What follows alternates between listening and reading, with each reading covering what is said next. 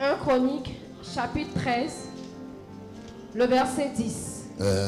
La colère de l'Éternel s'enflamma contre Uza et l'Éternel le frappa. Yes. Parce qu'il avait étendu la main sur l'arche. Écoute-moi mon frère.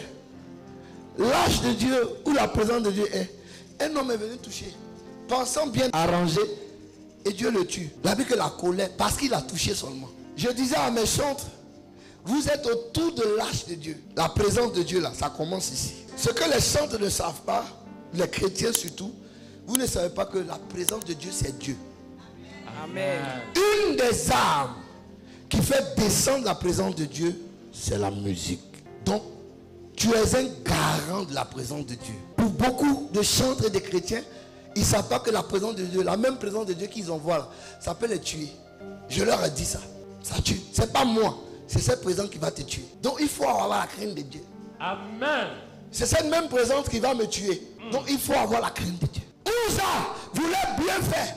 Il voulait arranger. Uza est mort. Il est tombé. On ne comprend pas. Mais qu'est-ce qui se passe? Il a fait quoi? Il veut arranger et on le tue. Uza mourut là devant Dieu. Il est mort devant Dieu. Hein? Le verset 11. Hein? David fut irrité. David est fâché. David nous fait tout dans la chair. Et le roi, il fait tout un gros cœur. Le roi est fâché. Il dit, c'est quoi ça? Mais Seigneur, je ne suis pas d'accord. On dit, il faut te calmer. Hein. Nous, on ne comprend pas. Nous, les sacrificateurs, on comprend. Il dit, dites à Dieu qu'il ne suis pas d'accord. Est-ce que c'est Dieu, il est souverain? C'est lui qui peut te donner la vie et la mort. Amen. Vrai ou faux? Bien. Il est souverain. Amen. Tu as quoi à dire? Je ne suis pas d'accord. Est-ce que tu connais? Je vais vous parler des interdits dimanche prochain.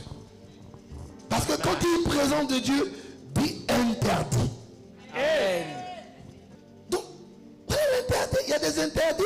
Est-ce que Uza n'a pas touché à l'interdit? C'est la question que tu dois te poser. Et il y a eu une discussion avec les sacrificateurs pendant que l'âge de Dieu avançait. Il était derrière, il causait avec le chef. Le chef dit, il faut te calmer. Il dit, non, non, non, ça là, ça ne rentre pas chez moi. Hein. Vous allez voir ce qu'il va dire. Non, ça, d'ailleurs même, la maison que j'avais fait là, ça ne va plus avoir. Ça va faire transition chez Obed. Amenez chez Obed là-bas. Voilà, Obed habite à 200 mètres de chez moi. Amenez là-bas. Les Donites, il veut tuer les Donites. Le Donite est cobaye avant moi. Il dit, amenez chez les Donites là-bas. On dit, ah, roi, tu es sûr? Il dit, hey, moi, je vous donne l'ordre, appelez là-bas. Ça ne vient pas chez moi. Je ne mens pas. Cette histoire, elle est réelle. Amen. Alléluia. Et il faut lire. Le verset 11. Le verset 11. David fut irrité. Il est fâché. De ce que l'Éternel avait frappé Uza. Il est fâché. Toi, c'est ton problème. Hein? De tels châtiments. Continue, ma fille. Et ce lieu a été appelé jusqu'à ce jour Péret Uza. Péret Uza, où il y a eu le châtiment.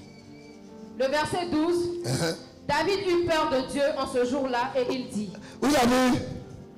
C'est pourquoi je vous ai dit, là où il y a la présence de Dieu, il y a la crainte de Dieu. Yes. Amen. Amen. Parce que Dieu tue. Dieu tue. Yes. Comment ferais-je entrer chez moi l'arche de Dieu?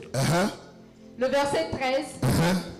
David ne retira pas l'arche chez lui dans la cité de David.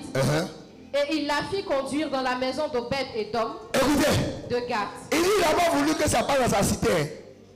Parce qu'il a fait une belle maison pour l'arche. Il dit non, c'est trop tôt.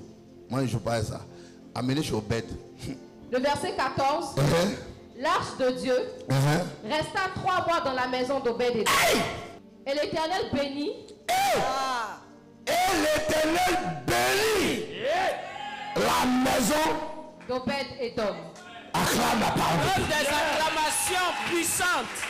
Obed savait comment gérer l'arche de Dieu.